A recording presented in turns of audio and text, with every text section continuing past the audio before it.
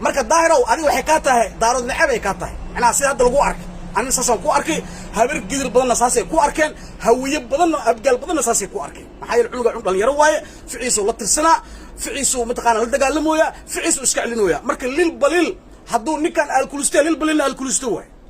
lil balil aaragta naag oo asagana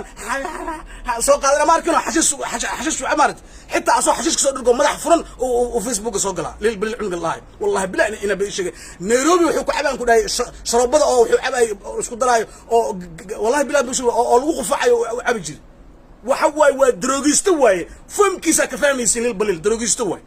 marka daar waxaan ka rabnaa faqi u dhaxay lil balil iyo sharm booyan ka rabnaa oo kala saarto macnaha maxay yeelay sharbo nin ma jartan waaye lil balil habar gidir waaye aniga saasan ku arkayna taasna Soomaalidana ku arkayso dhibcaana ka dhacay furxumana ka dhacayso marka cunugan ka har faraqa